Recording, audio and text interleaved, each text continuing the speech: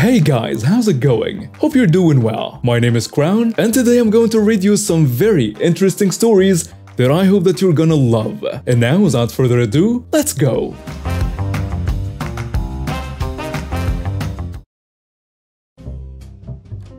I was reading about some people, how they quit their job on the spot and the company went under. This is when I was part of a mass walk-off.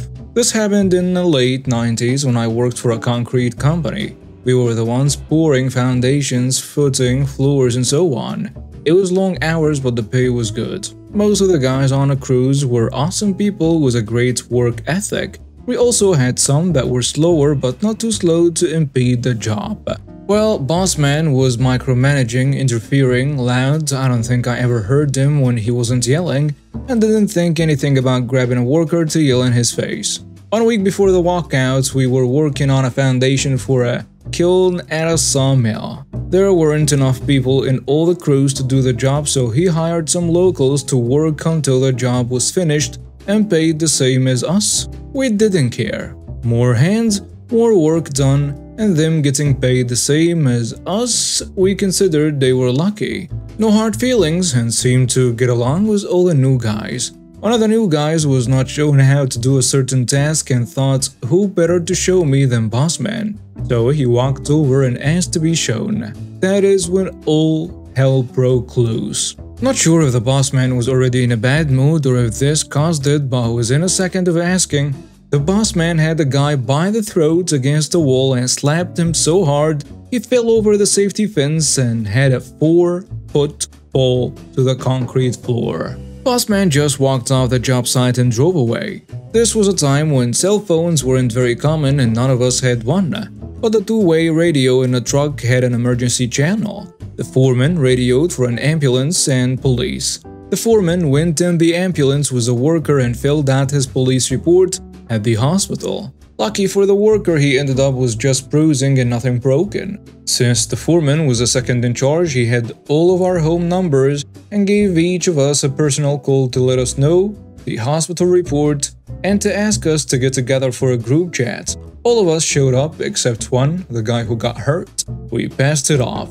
He was too sore and thought no more about it.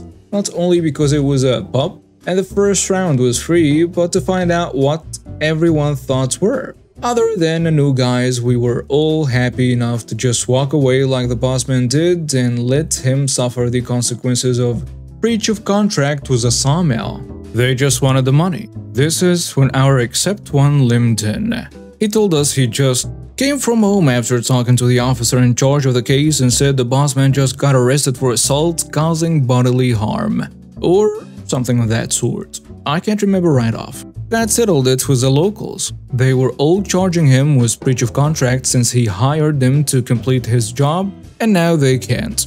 The next day we were all at the job sites, and when the boss man showed up, we each walked up to him and said directly in his face, "I quit," then went to our vehicles and drove away in parade fashion. He ended up with such big fine through his company for breach of contract at the sawmill that took up everything he had saved, and he had to sell off equipment to make ends meet. Then came the 6 or so temporary employees with their claims. The court sided with all of them and he was made to pay out each contract in full. That broke him and he had to let the bank take almost everything. I don't know why, but his wife stuck with him even though she admits he got his just dessert. She comes from a family of money, so even if he's broke, she's not.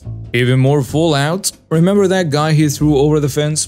Yeah, he won his case too, and the boss man had to spend close to 5 months in county jail. A huge fine he couldn't pay, 1 year of anger management courses, and volunteer at the local food bank. If there was more, I can't think of it right now. In the end, his in-laws loaned him the money to start up again, and for the last 10 years has been doing good for him. He's actually a great man to work for now. I like to think that his entire workforce walking out one by one had something to do with it. I'm 18 and I've got a tough deal with my life. See, I've got PTSD from my biological dad. The memories of what he did to me when I was a kid haunt me.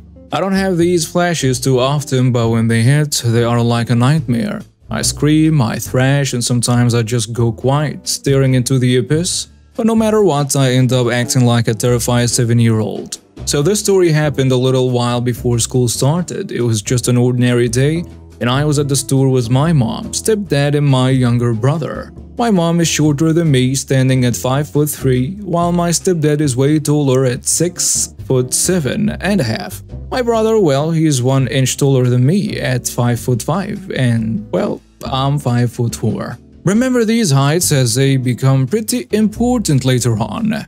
We were in a store browsing the toy section. I was eyeing some Nerf guns and dolls with movable limbs. I had this idea to try my hand at customizing dolls. Anyway, we split up to explore different parts of the store. The guys went to check out the Nerf guns. My mom wandered off to look at some water guns, and I headed to the doll aisle to find one with adjustable limbs. I found the perfect doll, the holy grail of adjustable dolls, and just as I was about to grab it, a hand grabbed my wrist. Startled, I looked over and saw a woman with her mask hanging off her ear, and next to her, there was a girl from my school. The following conversation is etched in my memory. "You're too old for dolls. Put it down," the entitled mother tells me. "Ma'am, I'm using the doll for customs. It's something I wanna try." But she didn't listen to me. She just snatched the doll from my hand and plonked it back on the shelf. My hand got caught by the plastic on a box, but I had it inside my sleeve trying to make a quick exit. However, the entitled girl was blocking my path. "Give me your mask," she demanded. I tried to reason with her. "No, this is the only mask I have." Without a second thought, she ripped the mask from my face, tearing the earpiece and sending a long cut down my cheek with her sharp nails. The pain was excruciating and I ended up screaming. My mind was racing and I was having flashbacks of my bio dad reaching for my head. The entitled mother tried to silence me by grabbing me, but then my stepdad appeared out of nowhere and pulled her off me. I curled into my stepdad's protective embrace, trembling from fear and anxiety. The entitled mother and her girl called over some employees, making a big scene. And by this time, my mom and brother had rushed over to comfort me while a couple of security guards and an employee hurried to the scene. The guard one says, "What happened here?" The entitled girl answers, "Batman attacked my mom. Arrest him." The entitled mother was wailing, claiming her leg was broken due to the non-existent attack. It was a complete circus. Guard 2 came over to my family and asked, "What's going on here?" Mom tells him, "Sir, it's a misunderstanding. My boyfriend did not hurt her." Brother says, "That's right. My dad would never do that." My stepdad checked on me, asking if I was alright and if I needed to go outside. I told him I was okay, but I just needed a moment to calm down. My head was still spinning from the flashback. So I'm in my dad's arms trying to regain my composure as the employee and guards began piecing together what happened, just by looking at my bloody face. When they went to take the entitled mother and girl outside, the entitled girl suddenly lunged at me, grabbing my hair, and forced me to my knees. My family went berserk. They knew that me being on my knees was a big red flag. The entitled girl didn't let go and had a smirk on her face. And that's when it all happened. I let out a blood-curdling scream, not aware of the real world, but drowning in the flashbacks of my bio dad's cruel grip on my head. My stepdad rushed over, tore me away from the girl, and carried me outside to help me calm down. As luck would have it, there was a police car parked outside with 2 cops in it. They saw a tall, muscular guy carrying a sopping, terrified boy. Their instincts kicked in and they rushed over trying to arrest my stepdad. It was a chaotic scene, but my mom and brother came outside, and after explaining everything to them, and after some more investigations, the cops arrested the entitled mother. So yeah, there you have it. A story of an entitled mom, cruel girl, and a family that stood up for me when I needed it the most. It was a terrifying encounter, but it ended with some sort of justice. I have lived in an apartment complex in Lisbon, Portugal. This is important for later. For the last 4 years, if anyone's from here, you'll know parking is hell. Fortunately, my building has a private garage. However, as is often the case, some parking places are more difficult to park in than others. I have one of the easier ones. Last year I was offered a job abroad and took it. Thought it would be nice. I parked my car at my parents' where they had plenty of space and left a notice in the building elevator that went along the lines of, "I'm the owner of 3B and will be away for at least 6 months. Feel free to use my parking spot for the time." Ended up being away for longer, almost a year, came back to see my parking spot occupied, which was okay since I offered for it to be used. Put another notice in the elevator, this time to say that I was back and would use a parking spot again. Gave it 2 days and picked my car up from my parents. Went into my garage and my space was still being used. Had to park somewhere on a street and decided to give it another day. The day after it was occupied again by the same car. Asked a couple neighbors and figured out it belonged to a lady living 2 stories above me. Went up to talk to her and she immediately got defensive and said that her parking spot is very difficult for her to park in, and since I was away for longer than I had announced, I lost the space. Which is a stupid logic, as the spots are bought with the apartment, it literally belongs to me. She also told me that I couldn't use her parking space instead, as she was using it for storage. Went to the building admin who said he talked to her. He did and came back shaking his head. Nothing. I sent a registered letter telling her to stop using my space and giving her 48 hours to take her car elsewhere. The next day I saw the unopened letter in a garbage bin beside the mailboxes. I ended up scouting my garage, waiting for her to leave, and would immediately park my car, hoping she'd take the hint. She didn't, and we ended up doing this dance for a few weeks. Up until the day I came back to see my entire driver's side keyed. That was the final straw. I talked to a friend who owns a towing company. We chose Saturday morning. The last few weeks she hadn't left home on Saturdays, and I knew as I had been watching her car like a hawk. So I thought we'd have big chances of her not noticing anything until everything was done. We towed her car. The plan initially was to leave the car just down the road, but that felt too close and too easy. Then I thought about leaving it in a city about 15 minutes away, but it still didn't feel quite right. My friend jokingly said, "Let's leave it to Madrid." For your information, Madrid is in Spain, about 600 kilometers, 375 miles away. I knew he was joking, but Madrid did feel right. I asked if he had enough time, and he had. So off we went. Once we got to Madrid, we went out for lunch, strolled around the city, and waited until it got dark and the streets empty. In the meantime, we had already decided on where to leave the car, handicap parking close to a police station. And so we did.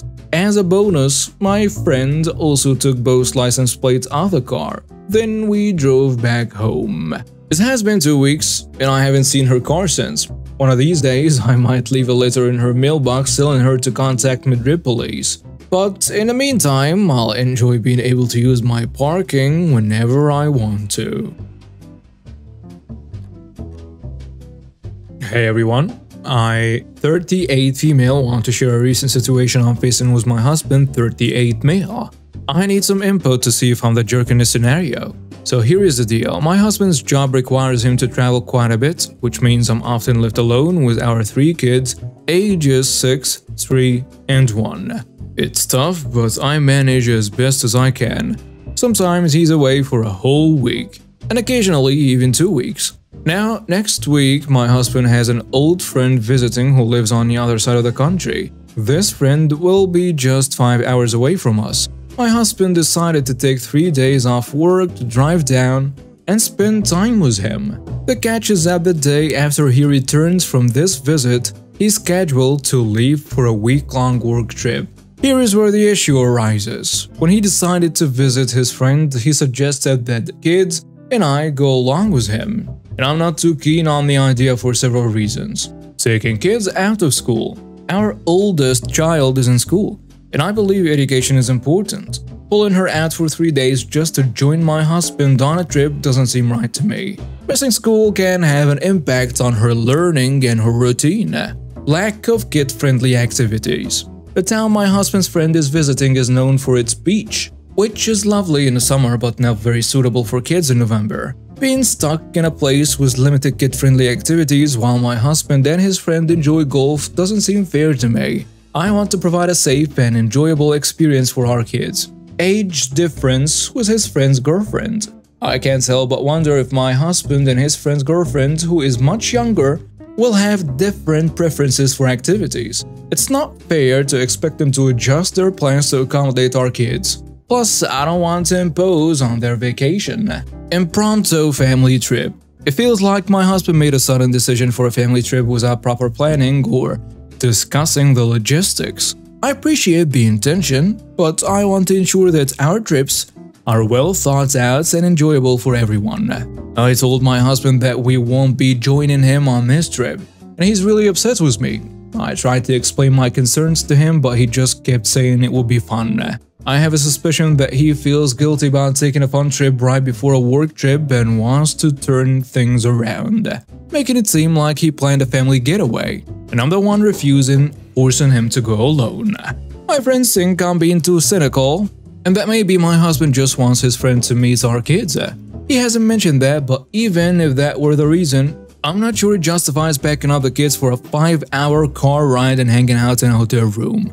Or trying to find something to do with a 6-year-old, a 3-year-old, and a 1-year-old in a beach town in November until they finish golf and we can have dinner for 2 hours before the baby has to go to bed. So I don't know, am I the jerk in the situation? I'm genuinely want to hear your thoughts.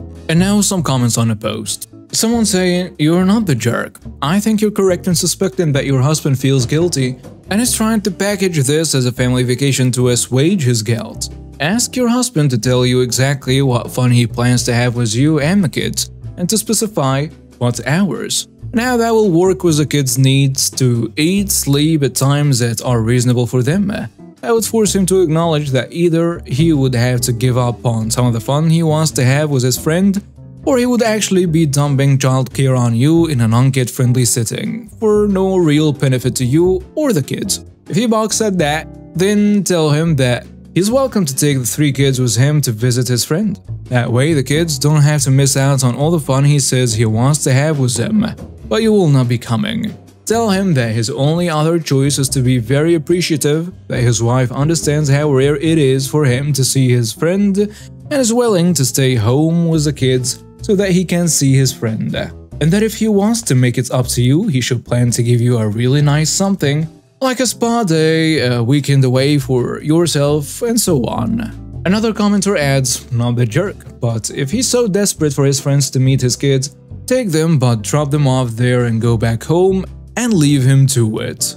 A third commenter goes with, "Not the jerk. Tell him you don't plan on watching the kids during daytime hours, that you will spend your days doing vacation things for yourself like spas, gyms, salons, museums, libraries, and so on. When he complains about that being too hard on him, ask why he's so content for the burden to be placed on you so he can spend the entire day doing his guy things." And now we have reached the end of today's stories. Thank you for watching and see you next time.